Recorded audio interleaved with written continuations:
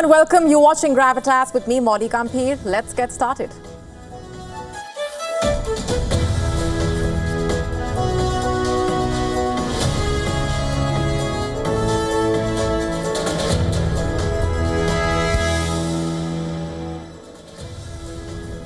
Our top focus tonight on Gravitas is on the showdown between Donald Trump and Elon Musk. A lot is happening. We tell you about what's brewing and we decode the larger implications of that clash.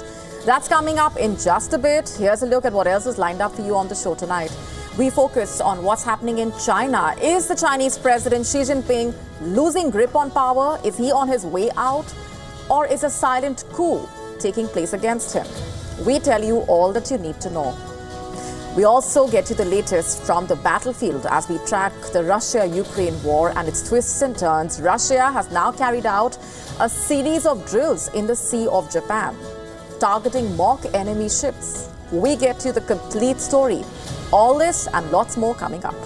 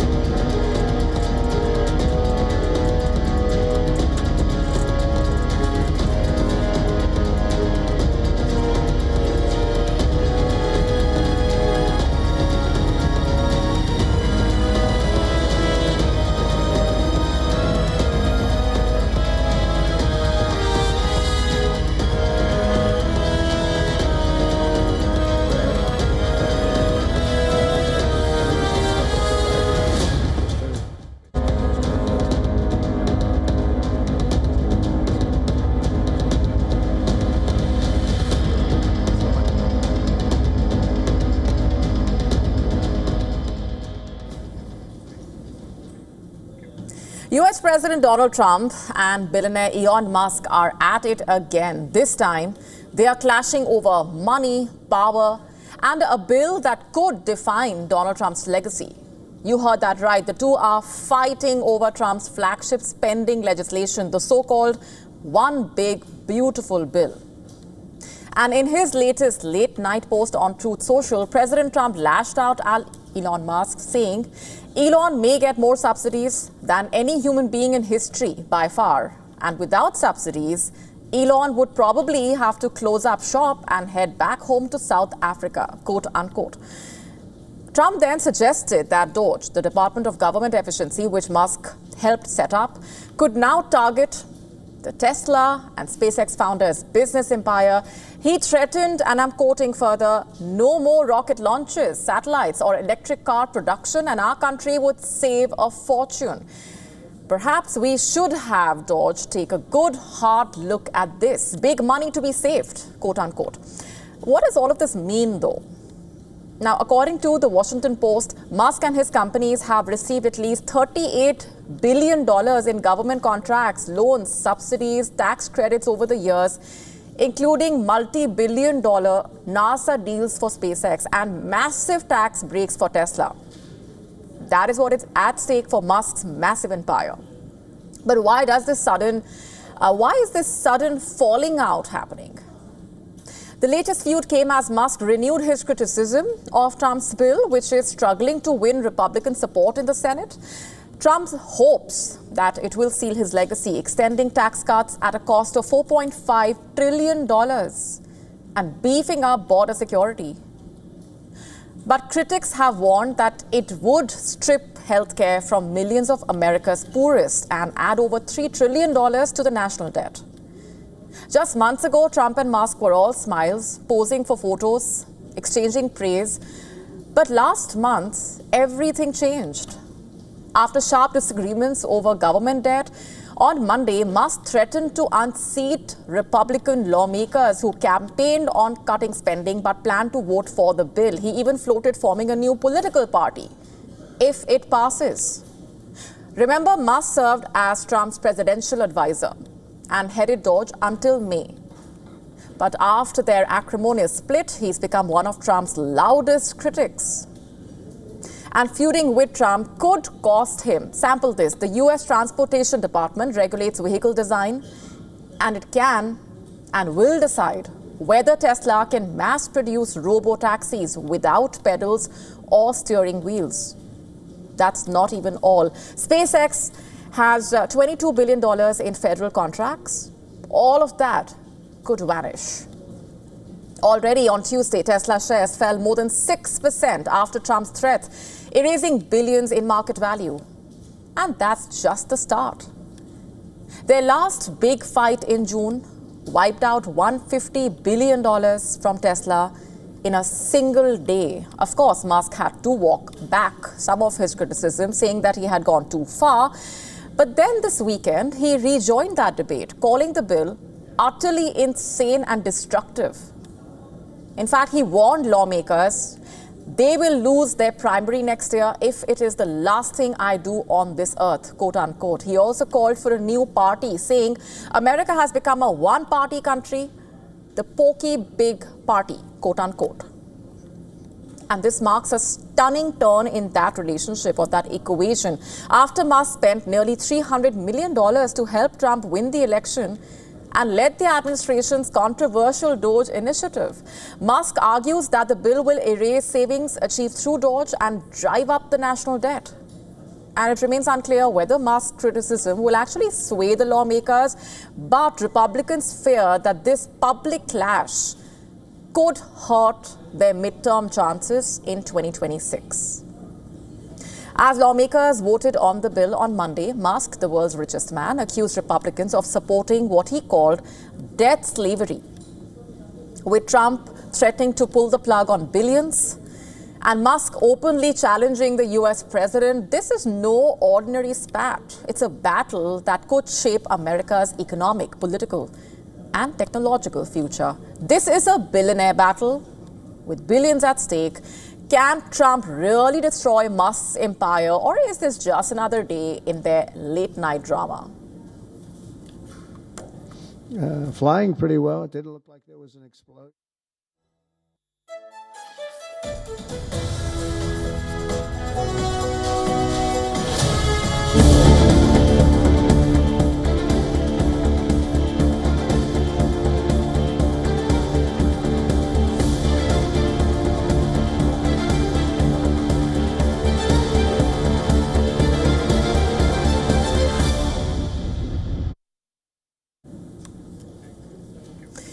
Shifting focus for now, is China's President Xi Jinping losing grip on power? Is he on his way out?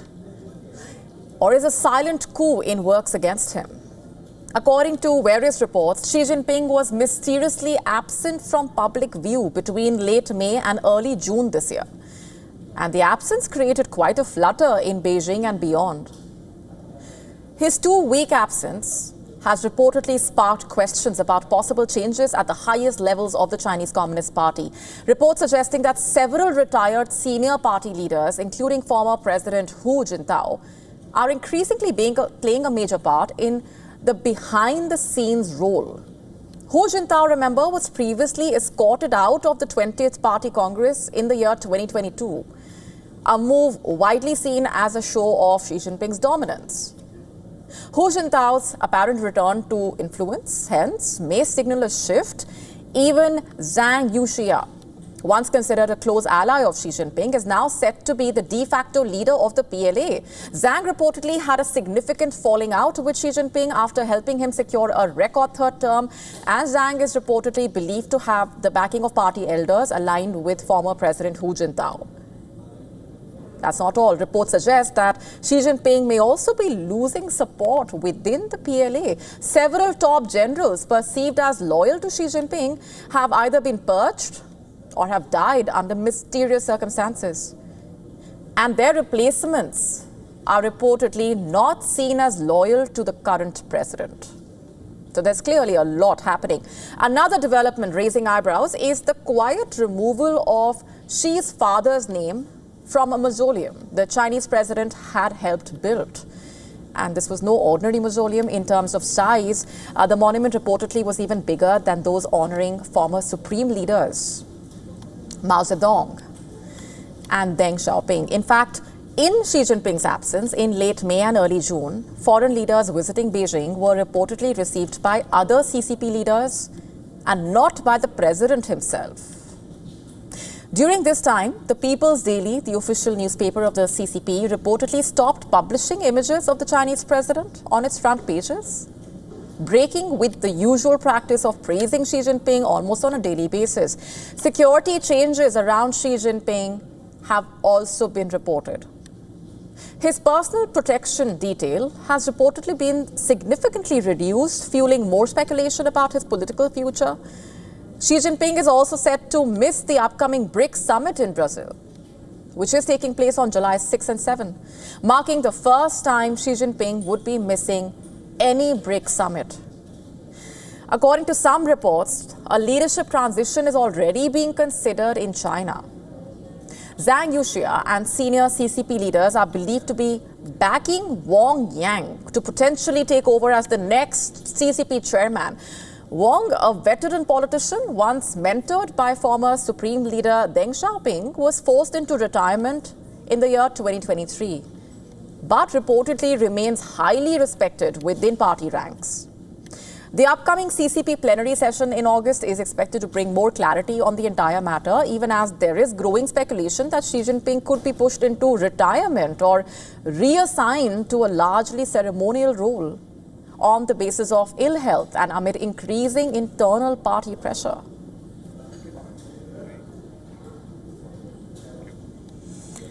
Ukraine is under siege. The sky is falling. Russia's army is closing in with more than 5,000 drones. Russia is boasting of a troop battalion of 160,000. Cities are shaking under nightly strikes, with the front lines crumbling. Ukraine is facing its most intense assault since the war started, and the message from Moscow is clear: the worst is yet to come.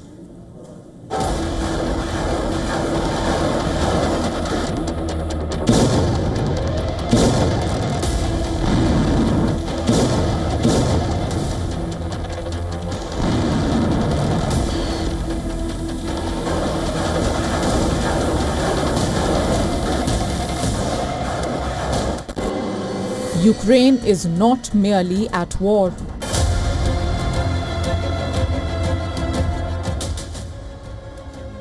It is enduring an escalating inferno, bombarded by an unprecedented torrent of Russian aerial weapons and staring down the barrel of colossal ground offensives.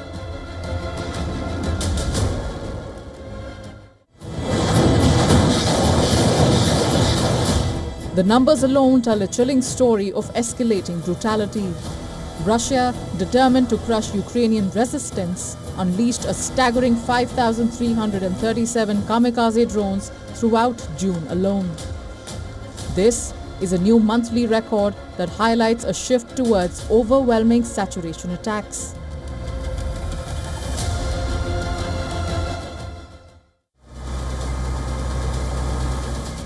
On a single terrifying Sunday, Russia barraged Ukraine with a total of 537 aerial weapons, including 477 drones and 60 missiles, in what Ukrainian officials described as the largest air attack since the full-scale invasion began.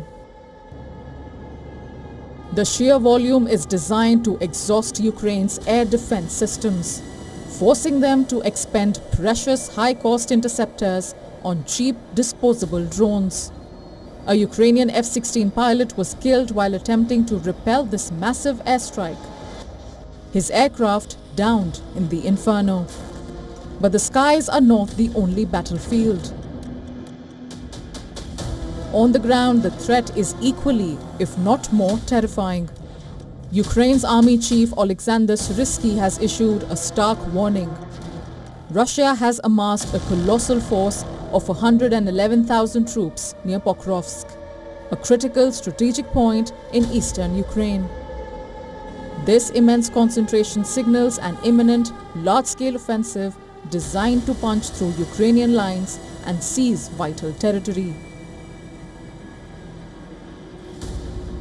Adding to the chilling picture, another 50,000 Russian troops are positioned near Sumy in the north, creating a dual threat that stretches Ukraine's already strained defenders to breaking point. These aren't merely defensive postures. They are formations for a grinding, brutal advance poised to engulf more Ukrainian towns and villages in a firestorm of steel and blood.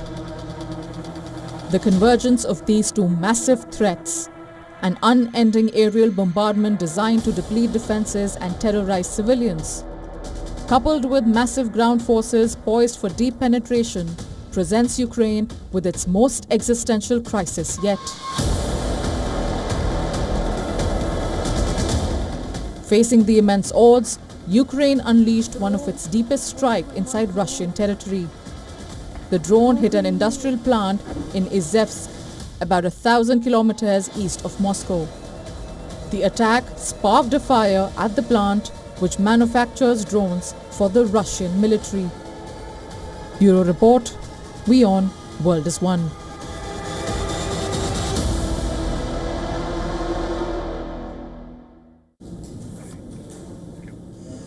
And Russia has carried out a series of drills in the Sea of Japan, targeting mock enemy ships as part of a large-scale naval exercise. According to reports, Russian warships and coastal missile systems struck targets with cruise missiles. The strikes reportedly hit all designated targets, simulating a hostile naval presence. The fleet's flagship missile cruiser, Varyag, launched a live Vulcan anti-ship missile, while two strike groups aboard missile boats fired a total of 4 cruise missiles. Additionally, a combat crew also launched an anti-ship missile. Russian authorities had temporarily shut down the surrounding airspace and waters to civilian activity before the launches started, and this latest drill adds to a string of military operations in the region. Just in April, Russia tested submarine-launched missiles in the Sea of Japan. And in late March, Moscow deployed 3,000 troops for exercises on disputed islands claimed by both Russia as well as Japan. That territorial standoff, dating back to World War II, remains unresolved. Moscow took control of those islands at the end of the war, and the dispute has blocked any formal peace agreement between the two sides for nearly 8 decades now.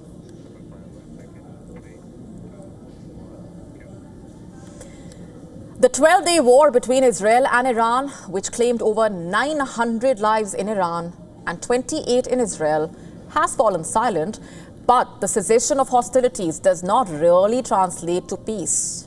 Both nations are now evaluating the scars of the conflict, furiously rebuilding their shattered defenses, and now stockpiling missiles. Take a look.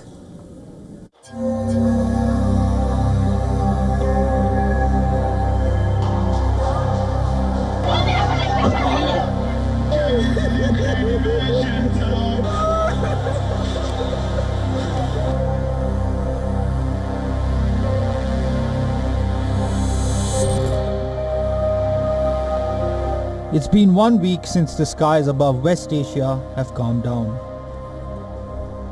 Israeli air attacks and Iranian missiles have left a devastating trail. In Israel, these damaged buildings tell the tale of brutal force of Iranian firepower. Iran lost its top military leadership and scientists.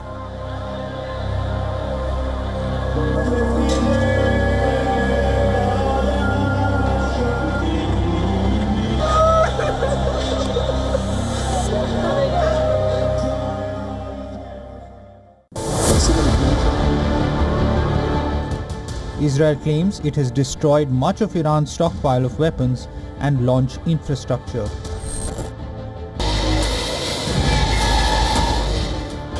But Iran still remains a force to be reckoned with. Israeli military intelligence says Iran is rapidly building new missiles and its arsenal could swell to over 10,000 missiles by 2028. On the other side, Israel, having expanded vast quantities of its sophisticated interceptor missiles and precision munitions, is engaged in its own urgent rearmament drive. The US, Israel's steadfast ally, has swiftly moved to replenish its depleted stocks. Israel is buying $510 million worth of ammunition.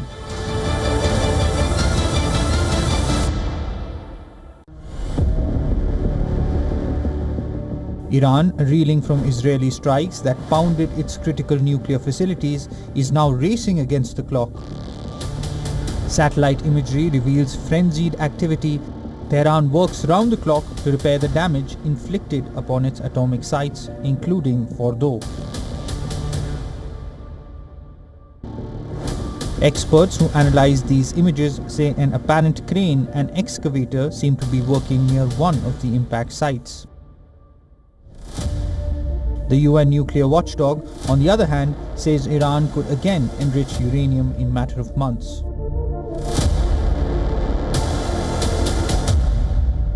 The capacities they have are there. They can have, in a matter of months, I would say, a few cascades of centrifuges spinning and producing enriched uranium, or less than that. Supreme Leader Khamenei's warning of stronger retaliation if attacked again echoes across the region, a chilling promise that Iran is not deterred but rather hardened by the conflict. Both sides have been hardened by the recent exchange of heavy fire, each acutely aware of the other's capabilities and vulnerabilities. The quiet across West Asia is deceptive. Beneath the surface, a furious rearmament race is underway. Israeli Prime Minister Benjamin Netanyahu, who would be heading to Washington later this week, has vowed to prevent Tehran from ever rebuilding its nuclear facilities, raising the prospect of a future conflict. Bureau Report, WION, World is One.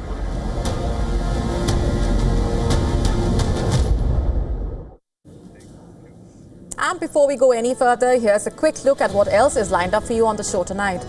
We get you the latest from Thailand, where the Prime Minister has been suspended. We tell you how things reached this point.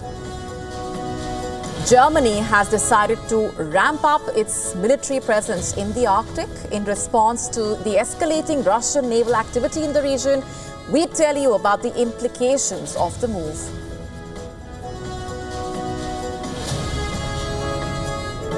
Is AI putting vulnerable minds at risk? We tell you what a study says. All this and more coming up.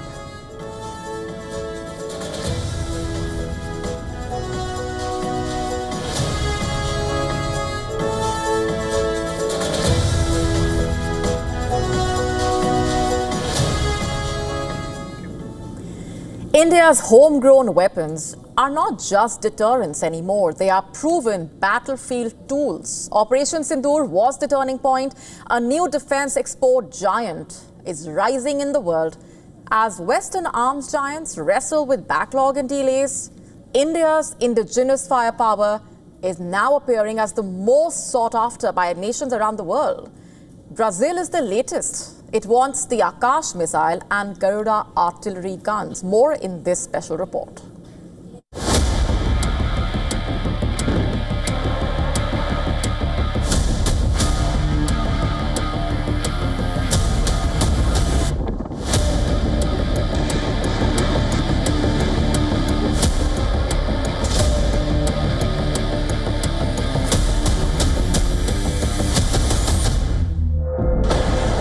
When Operation Sindoor lit up India's skies earlier this year, it wasn't imported Western tech that turned the tide. It was Indian innovation.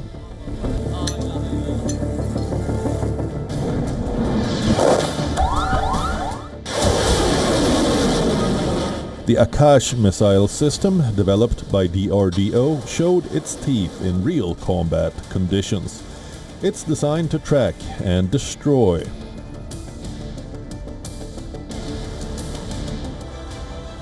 Multiple aerial threats from fighter jets to cruise missiles. Akash intercepted them all, swarm drones and standoff weapons that slipped past even the most celebrated global systems. Brazil is the latest country aiming for made-in-India weapons. Brazil has expressed interest in acquiring India's Akash air defense system and Garuda artillery guns, among other defense platforms. Broadly, we have a few areas that seem to be of interest to the Brazilian side. They are interested in secure communication systems on the battlefield. They are also interested in offshore patrol vessels, OPVs. Brazil has Scorpion submarines. They are interested in partnering with us in maintaining those submarines. They also seem to be interested in the Akash air defense system and in coastal surveillance systems, Garuda artillery guns.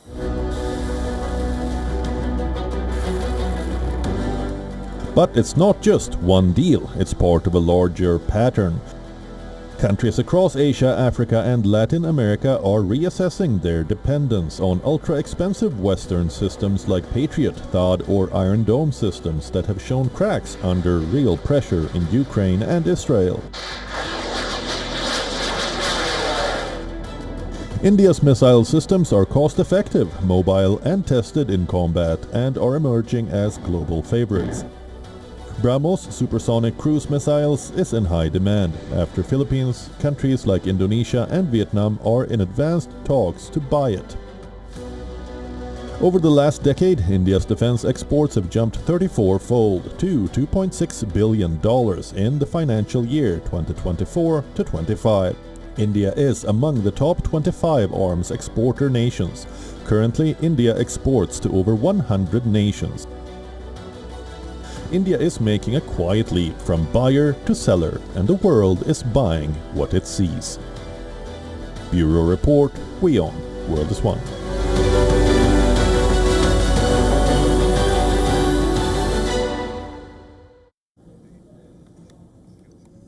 On to Thailand now, where the Constitutional Court has suspended the Prime Minister from duty as it opened an ethics probe over a leaked phone call that she had with Cambodia's powerful former leader.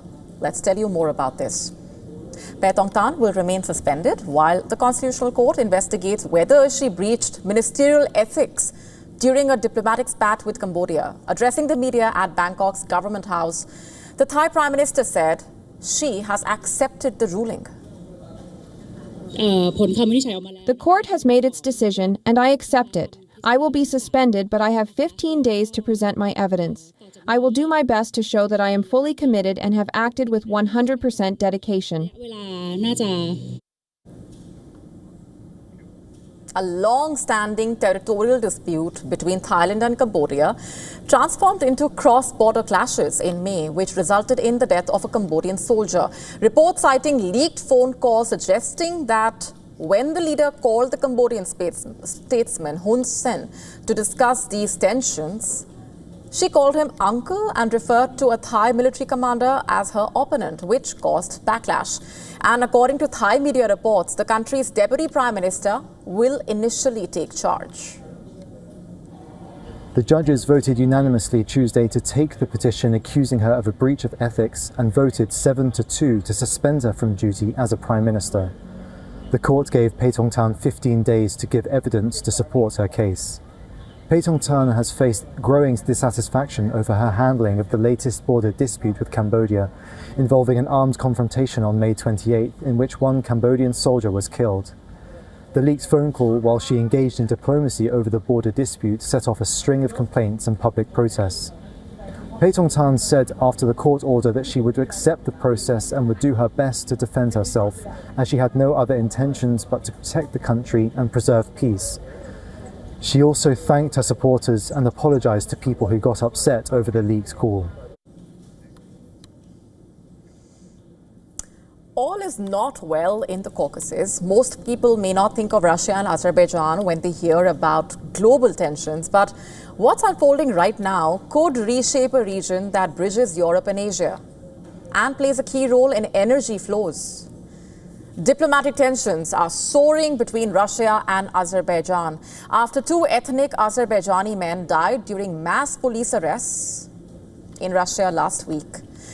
The crisis has deepened today when Azerbaijan's ambassador was summoned to the Russian Foreign Ministry in Moscow. to lodge protest over unfriendly actions of Baku, quote-unquote. Azerbaijani state TV also showed footage of detained group of Russians said to be arrested on suspicion of drug trafficking and cybercrime. The videos showing them being handcuffed, made to march in line and being bundled into police vans. This comes the day after Azerbaijani police raided the Baku office of Russia's state-funded news outlet Sputnik. In fact, Azerbaijan's Ministry of Internal Affairs has said that the Russian news outlet continued to operate via illegal financing, quote-unquote, despite having its accreditation revoked back in February. Arrests were made during the search, but officials did not specify how many were detained. The raids follow the deaths of two Azerbaijani brothers, Ziadin and Hussein Safarov, during Russian police operations last Friday. Russian law enforcement said they were targeting an ethnic criminal group linked to murders from the early 2000s. Around 50 people were arrested, all Azerbaijani-born Russian citizens. Initially, police did not acknowledge any deaths. Then on Monday, Russia's investigative committee said one of the brothers died of heart failure, while the cause of the second death is still under investigation. Relatives say autopsies will be conducted this week in Baku, but the fallout has been rather swift. Azerbaijan's foreign ministry summoned Russia's chargé d'affaires on Saturday, calling the deaths a brutal killing. And in retaliation, Azerbaijan has cancelled all Russian-linked concerts, exhibitions, festivals, describing the deaths as demonstrative, targeted and extrajudicial killings on ethnic grounds. And the government also cancelled a visit by the Russian Deputy Prime Minister and pulled out of a planned parliamentary meeting in Moscow. Officials have said it was not appropriate for any Russian representative to visit at this time.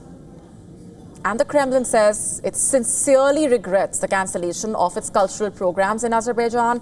Russia's presidential spokesman, Dmitry Peskov, described the detention of journalists in Baku as inconsistent with the spirit and nature of Russia-Azerbaijan ties. He added, Moscow hopes that this highly emotional reaction will give way to direct dialogue, quote-unquote.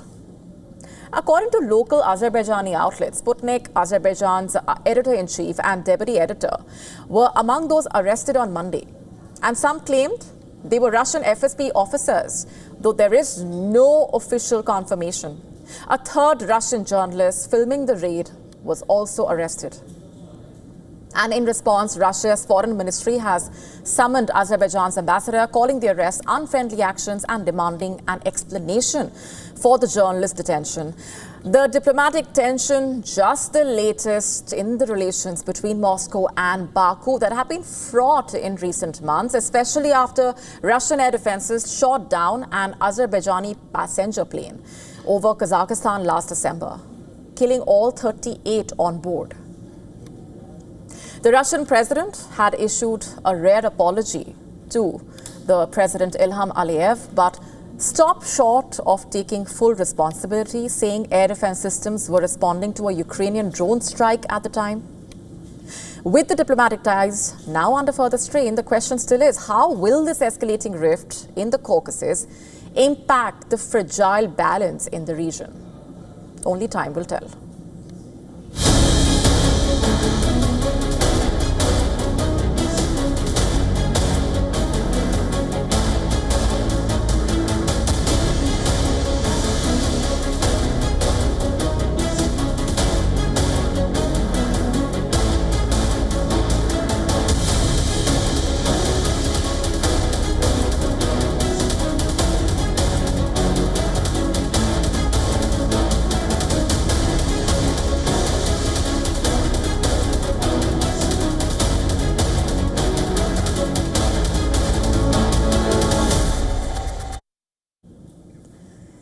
In a significant move, Germany has decided to ramp up its military presence in the Arctic. In response to escalating Russian naval activity in the region, Berlin will be deploying warships, submarines, patrol aircraft to the Arctic and North Atlantic later this year. marking a significant expansion of its defense in the region. Germany's defense minister has said that the country's navy will soon begin Arctic patrols. Speaking at a press conference in Copenhagen, Pistorius said Germany is observing a sharp rise in Russian submarine operations near the melting Arctic waters. Listen to this. Russia is militarizing the Arctic, and we are seeing an increasing activity of Russian submarines operating in that area. As early as this year, Germany will show its presence in the North Atlantic and the Arctic. In fact, the defense minister also said that German vessels will conduct joint exercises in Greenland. And for the first time, Germany will also join Canada's annual Arctic military exercise. Now, these statements follow growing concern, especially among the NATO countries, about Russia's assertive stance in the Arctic. Melting of ice caps in the Arctic has opened up new shipping routes and access to raw materials. And Moscow has been rapidly expanding its Arctic fleet, including icebreakers and cargo vessels. Back in March, Russian President Vladimir Putin vowed to increase Russia's military strength in the region and boost its geopolitical leverage. I will stress, Russia has never threatened anyone in the Arctic, but we are closely monitoring the development of the situation and build an adequate line of response by means of increase of the combat capabilities of the armed forces and modernization of the military infrastructure facilities. We will not allow any infringements of our country's sovereignty and will reliably protect our national interests. And Germany's latest moves may also be a part of a more aggressive defense overhaul. German Chancellor has suspended borrowing limits for military projects and announced a plan to raise defense spending to 5% of the GDP in line with other NATO allies. Tensions in the Arctic have been high, especially since the start of this year. US President Donald Trump, for that matter, has on multiple occasions floated the idea of acquiring Greenland, causing unease among NATO partners. Denmark's government has since then announced that it would spend around $2 billion to boost security in the Arctic region. Germany has reportedly also taken command of a new multinational naval headquarters in the northern Baltic coast. This headquarters reportedly monitors suspicious Russian maritime activity in the Baltic Sea, tying into a broader NATO effort to guard its northern flank. The Arctic is emerging as a new theater for global power, it seems. Rich in untapped oil, natural gas, marine resources, the region could hold as much as 20% of the world's oil and natural gas.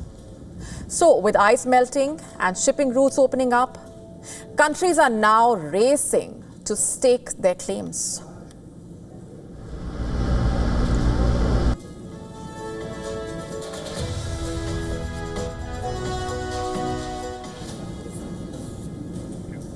And for our next story, let's just begin by asking you, what does it mean to be civilized? Is it using forks and knives or simply being human? That question is at the heart of a storm brewing on the internet. After a US congressman mocked a politician for eating rice with his hands, calling it uncivilized. That's right, racism is alive, it seems. And well, in America, the story is about the Texas Republican Brandon Gill. He is under fire for his comments targeting New York City mayoral candidate Zohran Mamdani. An old video showing Mamdani eating rice with his hands, prompting Gill to post, quoting, "Civilized people in America don't eat like this. If you refuse to adopt Western customs, go back to the third world," quote unquote. And he went on to suggest that Mamdani should adopt Western customs or go back to the third world, quote unquote. And just like that, he invited social media fury and how. Users were quick to remind the congressman that burgers, tacos, fries, hot dogs, chips, you name it, they are all happily eaten with bare fingers in America. One asked sarcastically, "Do you eat Lay's with a fork too?" Others posted photos of Gill's own Indian origin father-in-law, Dinesh D'Souza, eating with his hands and calling out the hypocrisy there. Gil's wife, Danielle, also jumped in to defend him, clarifying that she always uses cutlery, adding that she is a Christian MAGA patriot, quote unquote. As if forks are now a badge of faith and nationalism.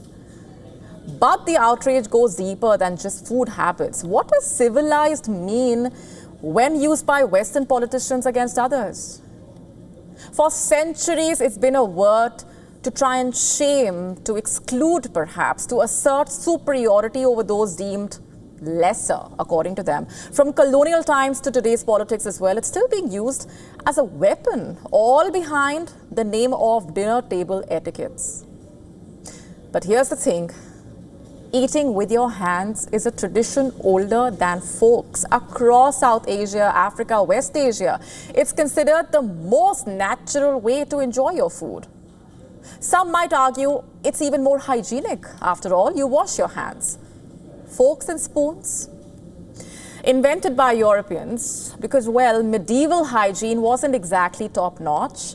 Meanwhile, Republicans are doubling down on their attacks against Mamdani, with Donald Trump threatening to cut off New York City funds if he becomes mayor.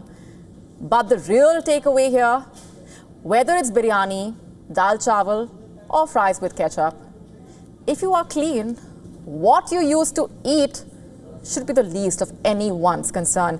Perhaps Congressman Gill will do well to remember, civilization is not about forks and knives. It's about decency, it's about respect, and not using food as an excuse for racism.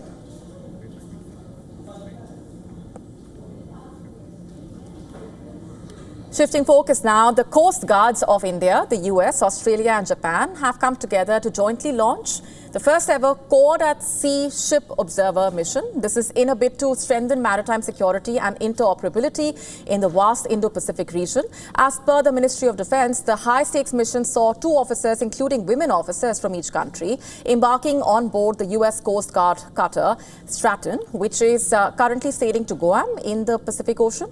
And this is reportedly a first-of-a-kind collaboration between the Quad countries, with the aim of creating, and I'm quoting, a free, open, inclusive and rules-based Indo-Pacific, as per the Defense Ministry, unquote. In fact, marking a significant milestone in Quad maritime cooperation.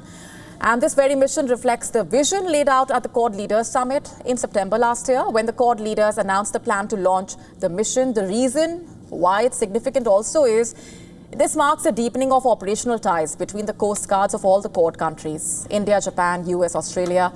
And just for context here, the Quad is a diplomatic partnership between these countries, the US, India, Australia, Japan, that dates back to 2004 and which had been formed in response to the devastating Indian Ocean tsunami, which sparked a need for urgent collaboration.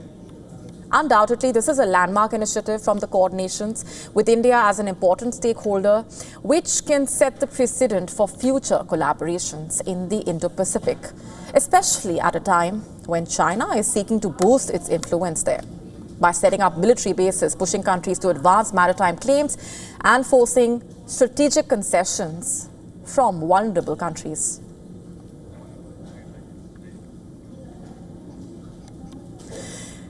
In several Muslim nations, wearing burqa or niqab is almost necessary for women, for whom the veil almost becomes like second skin, until it doesn't.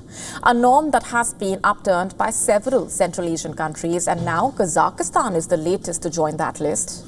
Kazakhstan is prohibiting people from wearing clothing in public that obscures the face, and in the latest, the Kazakh president signed a law banning clothing that interferes with facial recognition in public places. The law mandates that such clothing will now only be allowed in certain exceptional cases, such as due to medical reasons, during adverse weather conditions, and at sporting or cultural events.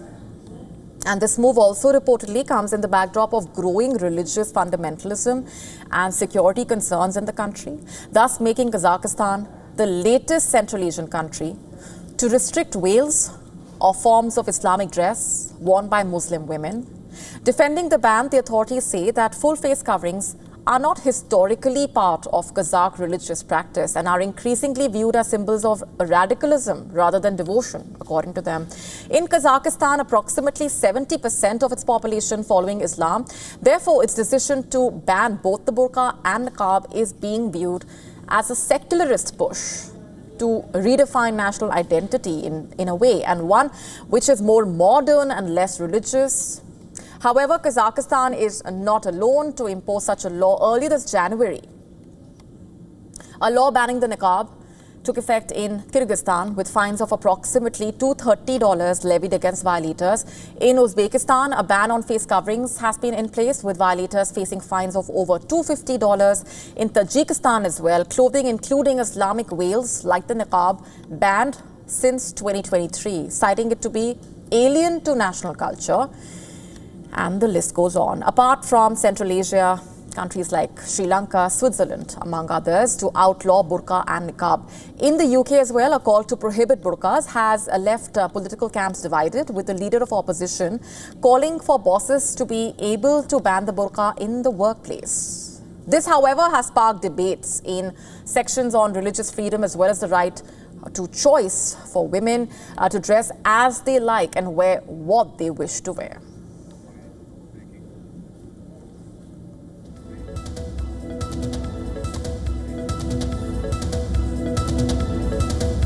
On to some breaking news coming in right this minute. The U.S. Senate passes the sweeping tax cut and spending bill sent to the House of Representatives.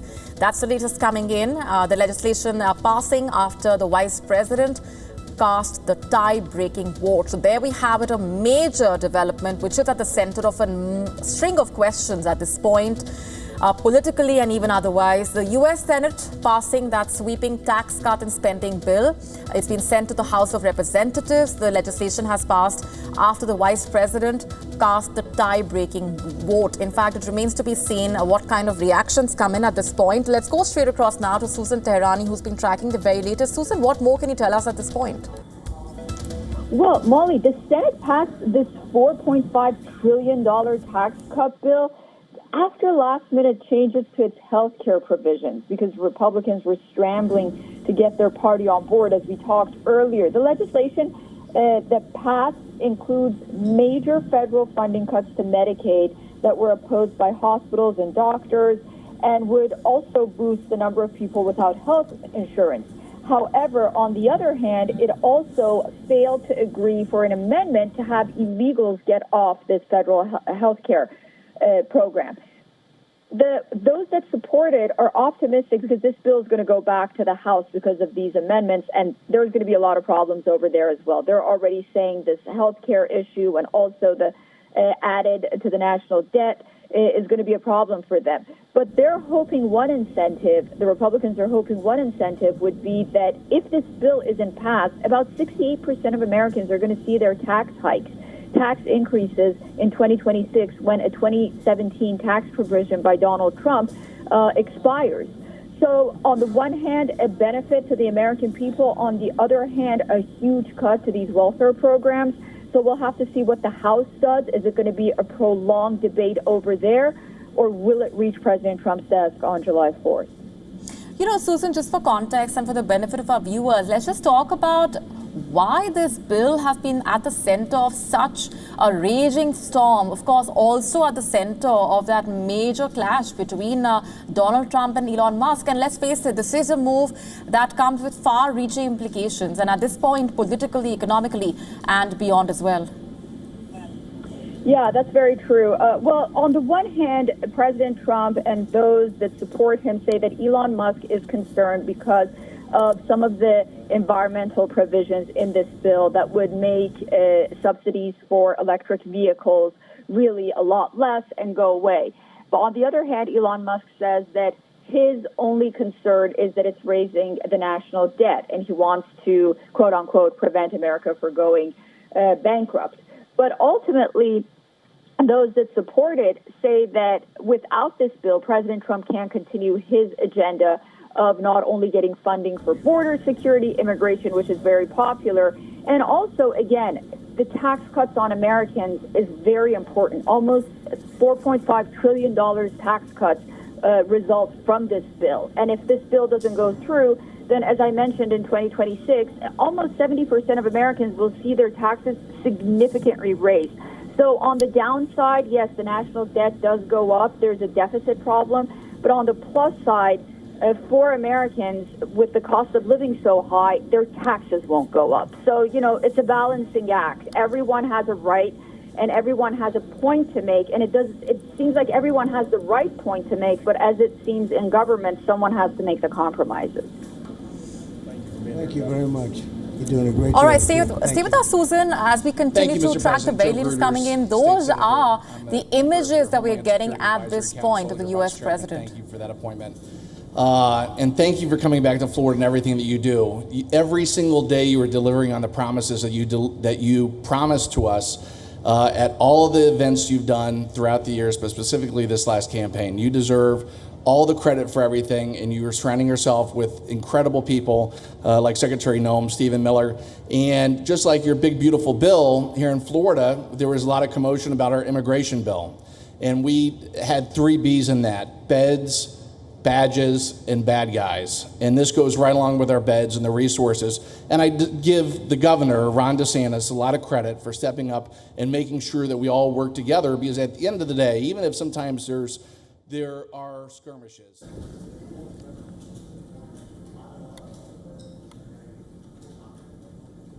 All right, we will continue to monitor the latest coming in from the United States. Of course, the bill has been at the center of a string of questions, and we will monitor the reactions coming in at this point as well.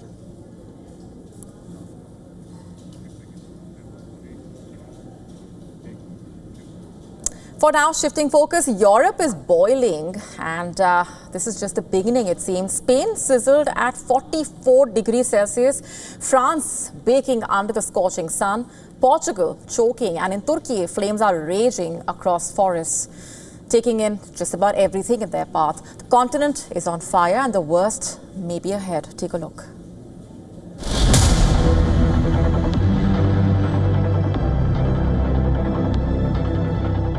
Europe is no longer merely warming, it's burning.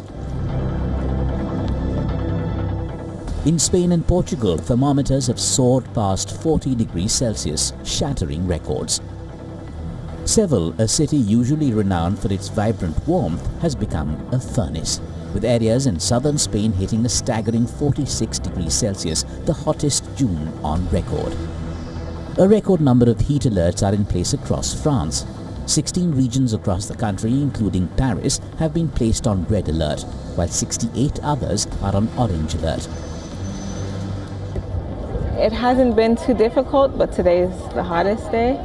We have portable fans, water, just staying in the shade, walking on the sidewalk on the shade, and yeah, ice cream. Well, we find the weather extremely hot, so we're drinking a lot of water, and we think the city is beautiful, and we're very lucky to be in France and Paris. Life isn't much better for Britons baking in the sun. Much of England will enter a 5th day of a heatwave, forecast to be hotter than holiday spots in Barbados, Jamaica and Mexico. Well, feels pretty warm and feeling a little bit melting, especially on the sunshine. And yeah, that's why I have this little fan with me.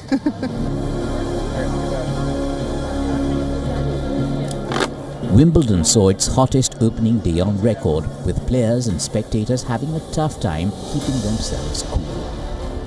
Well, it's quite tough. We got here about 9:30, and we've been out in the sun, but we've sort of come equipped with all the usual things like umbrellas and bubbly and all the important things to keep yourself hydrated.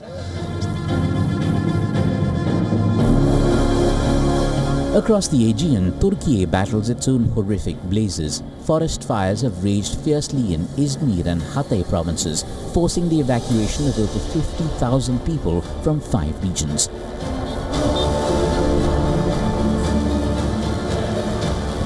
Scientists are sounding the alarm. These aren't isolated incidents, but symptoms of a deepening planetary sickness. Experts warn that these record-breaking heat waves are becoming the new normal and are projected to get even hotter. This relentless heat fuels unprecedented wildfires, shatters agricultural output, strains power grids, and poses a direct lethal threat to human health. Bureau Report, WION World is One. Time now for Gravitas Recall. Today marks National Doctors' Day, a day when India pays tribute to its medical professionals for their untiring service to the nation, day in and day out. And on this day, one name comes to the forefront. Dr. Bidhan Chandra Roy, physician par excellence, educationalist, freedom fighter, the second Chief Minister of the Indian state of West Bengal, and arguably the greatest of them all. Today marks both the birth and death anniversary of this visionary. But Dr. Roy was a man of many talents, wearing multiple hats at once and acing them all with grace and aplomb. He was also known for his keen political astuteness, which propped him to the top job of leading the state post-independence, a volatile time for the entire country. Born on July 1, 1882, Dr. Roy displayed academic excellence from a young age. After pursuing medicine at Calcutta Medical College, Dr. Roy went to London, where he became a member of the Royal College of Physicians and a fellow of the Royal College of Surgeons at the hospital in London. He was one of the first Indian doctors to hold all 3 degrees of MBBS, MRCP and FRCS, a rare feat back in the day. Dr. Roy also served as a personal physician to several leaders of India's freedom movement, including Mahatma Gandhi. In the year 1961, he was awarded the Bharat Ratna, India's highest civilian honor. He also founded key medical institutions like the Indian Medical Association and the Medical Council of India. His life and work have inspired several generations of doctors, and his contribution continues to shape India's healthcare system till date.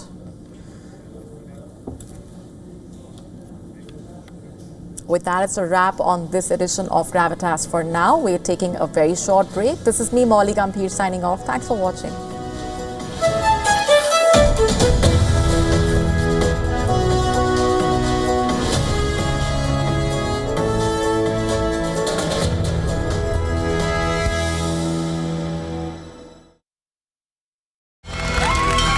From the bustling trading floors of Wall Street to the vibrant exchanges of Asian stock markets, WION breaks it down for you to make sense of what's happening, as we reveal the key factors behind events, strategic battles, and the game-changing business decisions that shape the world. We bring you all of this and more on World Business Watch. WION, India's global voice, the channel that brings you the biggest stories from across the world through India's lens. Now available in more than 190 countries worldwide, because we believe that the world is one. Watch us in Africa, Europe, USA and Canada, South America, Asia Pacific, Middle East and North African regions. Also available on these digital platforms across the world. WION. World is one.